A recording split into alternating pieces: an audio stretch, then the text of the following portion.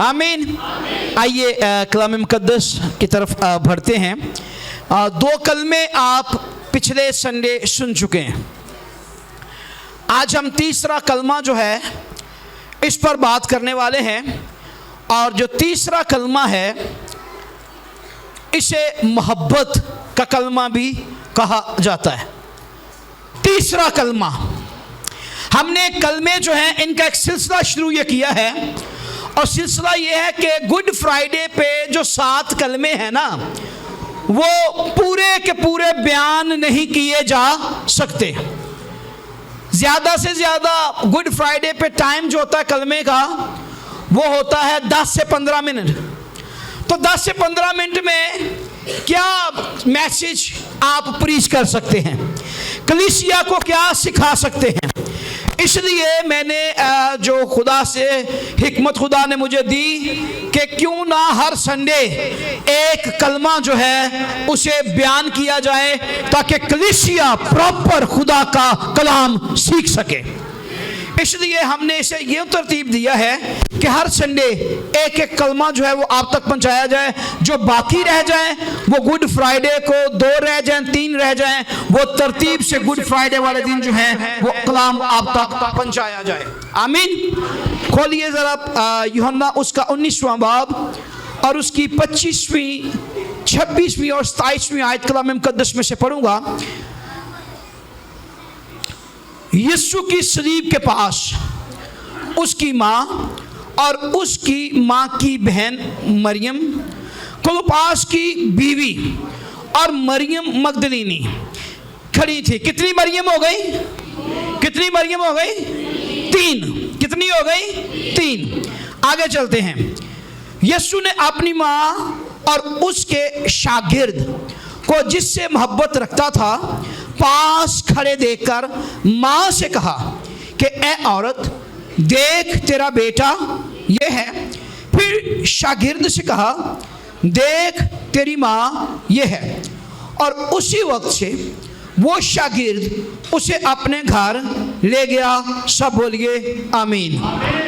आमीन। मैंने पहले कहा कि ये तीसरा कलमा जो है इसे मोहब्बत का कलमा भी कहा जाता है और तीसरे कलमे को स्पुर्दगी का कलमा भी कहा जाता है।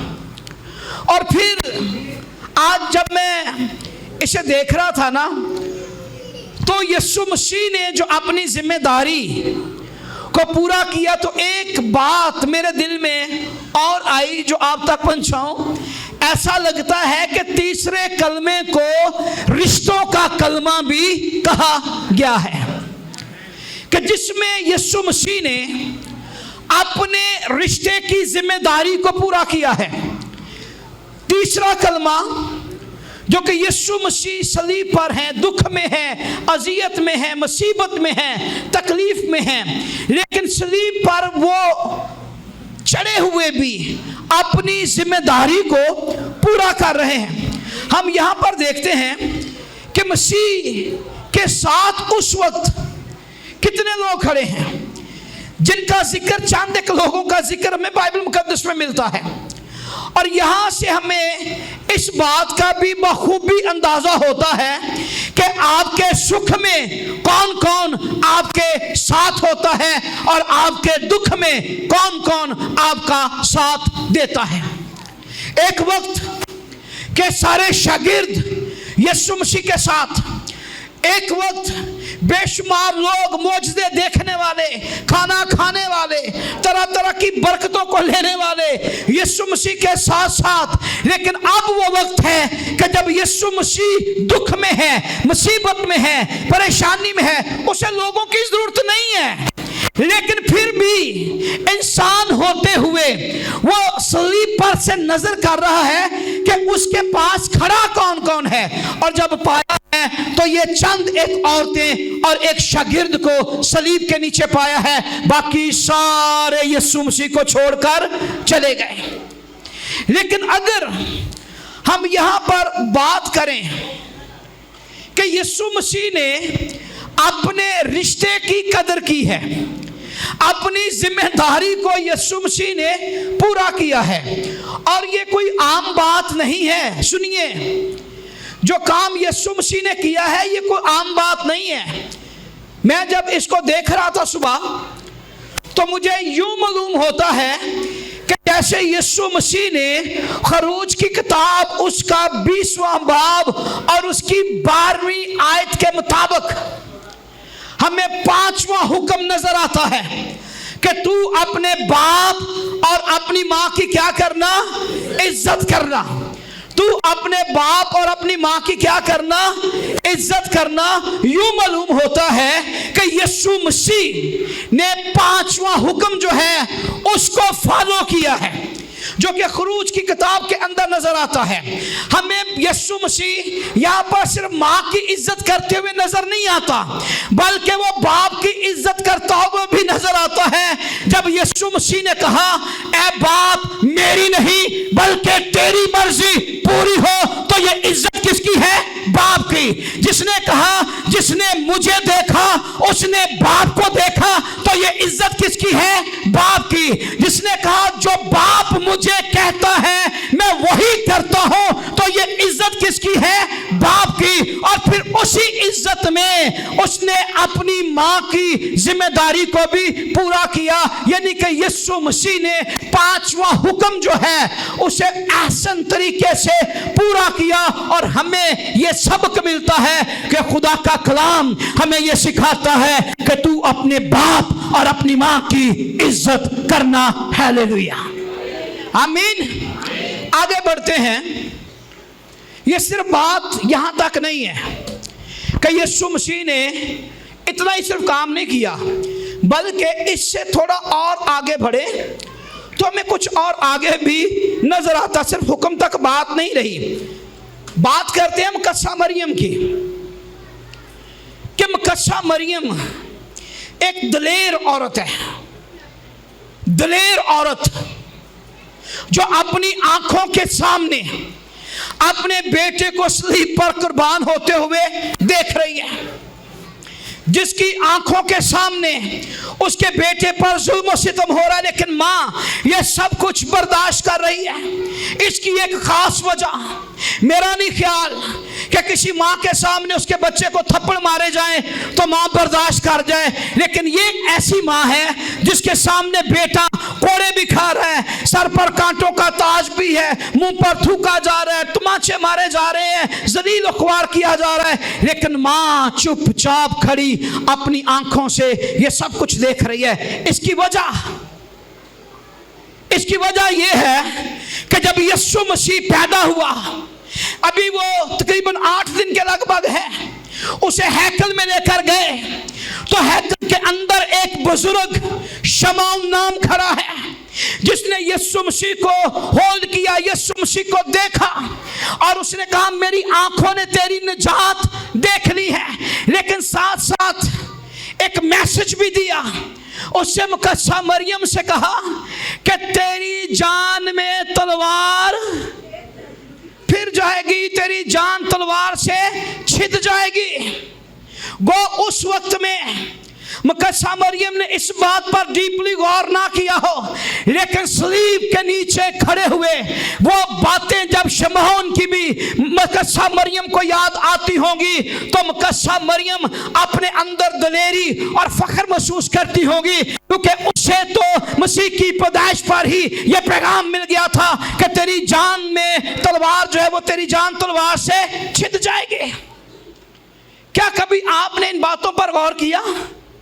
सिर्फ इतना ही नहीं, मुकद्दसा मरियम के पास जब फरिश्ता आया है तो खाली उसने मुकद्दसा मरियम को यही पैगाम नहीं दिया था कि देख तेरे बेटा होगा, ना ना ना ना ना ना ना, उसने प्रॉपर पूरा मिशन मुकद्दसा मरियम को बताया था कि खुदा इसके बाप दाऊद का तख्त इसको देगा, ये लोगों की निजात का वसीला बनेगा, खुदा ताला का बेटा ये कहलाएगा, मौलूद मुकद्दस है, खुदा ताला का बेटा है। परमिशन मुकद्दसा मरियम को दिया गया। और उस सारी स्टेटमेंट को सुनने के बाद जो फरिश्ते के वसीले खुदा ने उस तक भेजी, जो फरिश्ते ने पूरी स्टेटमेंट दी होगा क्या क्या, उसको सुनने के बाद मुकद्दसा मरियम ने पता क्या कहा?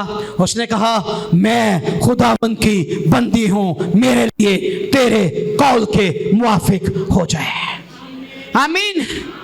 सिर्फ खाली बेटे की कबूलियत पर नहीं मुकद्दसा मरियम ने कहा, पूरी स्टेटमेंट, पूरा मिशन मुकद्दसा मरियम को बताया गया। उसके बाद मुकद्दसा मरियम ने आमीन कहा। फिर आगे बढ़ते हैं। जो सवाल अक्सर ये सवाल हमारे जहनों के अंदर गर्दिश करता रहता है, और सवाल क्या है कि यीशु मसीह ने अपनी माँ मरियम को ए औरत कहकर पुकारा। सवाल अक्सर ये सवाल ज़ेरे बहस रहता है, लेकिन औरत का लफ्ज़ मैं ईमान रखता हूँ मसीहियों के लिए और बाइबल मुकद्दस पढ़ने वालों के लिए ये ताज्जुब करने का लफ्ज़ नहीं है ना। सुन लें ज़रा, आपको मैं ईमान रखता हूँ समझ आएगी आज। मसीहियों के लिए जो कलाम मुकद्दस को पढ़ते हैं उनके लिए ए औरत का लफ्ज़ जो है ये ताज्जुब करने वाला नहीं है। आप पैदाइश की किताब खोलिए, इब्तिदा से ही हमें औरत का लफ्ज़ नजर आता है। पैदाइश की किताब के अंदर लिखा है कि वो आदम का मददगार, आदम की तरह ही एक औरत को आदम की पसली लेकर बनाकर ले आया। किसको? औरत को। किसको? जिक्र मिलता ना औरत का। पढ़िए, पैदाइश की किताब खोलिए, पहला बाब देखिए, जरा पढ़ना शुरू कर दे, आपको पता चल जाएगा कि वहां पर जिसका नाम हवा है उसके लिए पहले औरत क्या? औरत का लफ्ज़ है। वो नारी, वो फीमेल, औरत। फिर उसको टाइटल दिया गया और उसका नाम रखा गया क्या? हवा। क्या नाम रखा गया? हवा। हवा का मतलब है जिंदगी देने वाली। हवा का मतलब है जिंदों की माँ। हवा का मतलब है जिंदा करने वाली। मुख्तलिफ उसके मतलब है, आप देख लीजिए, उसके मायने हैं। लेकिन गौर तलब बात, जो जिंदा करने वाली या जिंदगी देने वाली वो औरत जिसे खुदा बना के लाया, कलाम में लिखा है कि दुश्मन अबलीस उसी के पास आया। दुश्मन अबलीस ने आकर उसी को वर्गलाया, जिसका मतलब यह है जिंदगी देने वाली। लेकिन उसकी नाफरमानी के सबब से वो जिंदगी जो है वो गुनाह और मौत में तब्दील हो गई। उस औरत ने खुदा के कलाम की नाफरमानी की। उस औरत ने खुदा के कलाम की नाफरमानी की, हुक्मतुल्ली की, और वो जिसका मतलब हवा का मतलब जिंदगी देने वाली, लेकिन नाफरमानी के सबब से अब जिंदगी नहीं बल्कि मौत उसके सबब से दाखिल हो गई। ये पुराने अहदनामा की औरत है जो हमें नजर आती है। लेकिन दूसरी औरत नए अहदनामा के अंदर जिसके लिए लफ्ज़ इस्तेमाल किया गया, पहली बार ये कहा गया मुकद्दसा मरियम के लिए, तू औरतों में से मुबारक है। आप पढ़ दीजिए, नए अहदनामे का आगाज स्टार्ट, औरत का लफ्ज़ किसके लिए इस्तेमाल हुआ? मुकद्दसा मरियम के लिए। और उसे पता क्या कहा गया? तू औरतों में से, तू औरतों में से।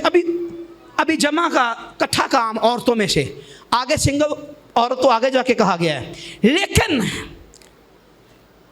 अलिशबा ने मुकद्दसा मरियम के लिए कहा कि तू क्या है? औरतों में से मुबारक है।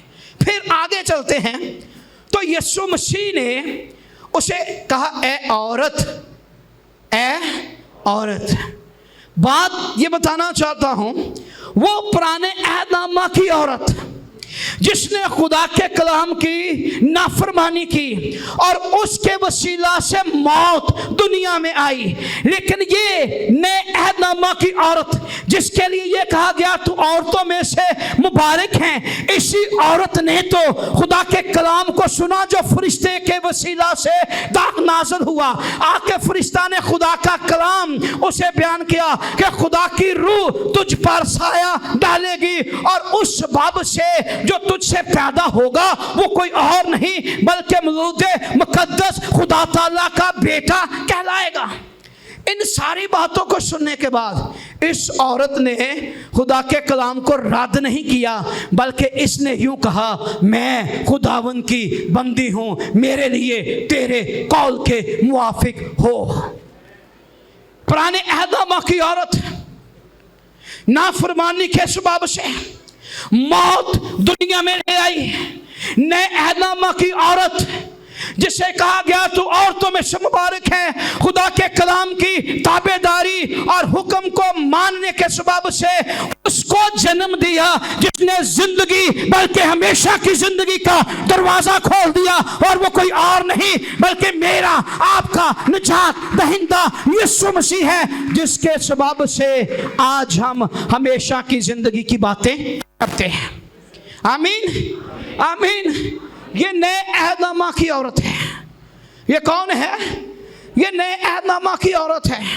लेकिन बात सिर्फ औरत तक नहीं महदूद, बात को थोड़ा सा और आगे कंटिन्यू करना चाहता हूं।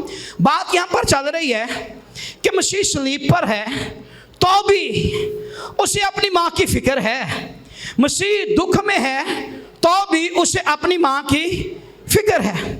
और फिक्र करते हुए मैंने शुरू में बताया कि मसीह ने 5वां हुक्म जो है उसकी ताबेदारी की है। ये तीसरा कलमा हम आज तमाम चर्च को, सारी नेक्स्ट जनरेशन को, जो मौजूदा है या आने वाली है, जो अभी तैयार हो रहे हैं, हमें इस बात की आगाही देता है कि हालात कैसे ही क्यों ना हो, कभी कभी जब हमारे हालात थोड़े कमज़ोर हो जाएं, हम माँ बाप की फिक्र करना छोड़ देते हैं, हम उनकी परवरिश करना छोड़ देते हैं, हम उनका ख्याल रखना छोड़ देते हैं। माँ अगर कभी कह ही दे बेटा मेरी मेडिसिन ख़त्म हो गई, तो बेटा जवाब पता क्या देता है? माँ तुझे पता है मेरे अपने हालात ठीक नहीं है, मैं खुद मुश्किल में हूं, मैं खुद परेशानी में हूं। लेकिन कलाम यीशु मसीह तीसरा कलमा हमें इस बात की दलील देता है, हालात कैसे क्यों ना हो, अपने रिश्ते को इग्नोर ना कीजिए, अपने रिश्ते को कभी पुष्ट पीछे ना डालिए। वो दुख में है, वो परेशानी में है, वो जख्मों से चूर है, वो नढाल है, लेकिन फिर भी सलीब पर से नजर कर रहा है। इस वक्त सलीब के नीचे है कौन? जैसे ही मां को देखा, अपने शागिर्द को देखा और कहा क्या? ए औरत देख तेरा बेटा ये है। और शागिर्द से कहा देख तेरी मां, देख तेरी मां। ये हमें सिखाता है, ये कलमा हमें बताता है हालात कोई मायने नहीं रखते, मुश्किलात मायने नहीं रखती, दुख और मुसीबतें कोई मायने नहीं रखते। अगर जिंदगी में अव्वल दर्जा है तो वो किसी और का नहीं बल्कि आपके हकीकी रिश्तों का दर्जा है, जो कि कलाम हमें सिखाता है। बल्कि 5वां हुक्म हमें ये बताता है कि तू अपने बाप और अपनी मां की इज्जत कर। हमें यहां पर जो अक्सर सवाल नजर आता, आखिरी बात उसके बाद क्लोज करेंगे, आखिरी बात कहा यह जाता है, मसीह ने अपनी मां से कहा है औरत। तो मैं आपको पहले बता चुका हूं, औरत का लफ्ज़ मेरी नज़र में या तो आप खादमों की नज़र में या बाइबल पढ़ने वाले की नज़र में ये कोई नया लफ्ज़ नहीं है। और मसीह की जो हकीकी ज़बान, जो ज़बान मसीह यीशु बोलते या नए अहदनामा की जो हकीकी लैंग्वेज है, उसके मुताबिक, उसके तर्जमे के मुताबिक जो ए औरत है, इसका मतलब इज्जतदार। क्या है? इज्जतदार, बाकरदार, पाकीज़ा, आला मर्तबा रखने वाली, इज्जत वाली औरत।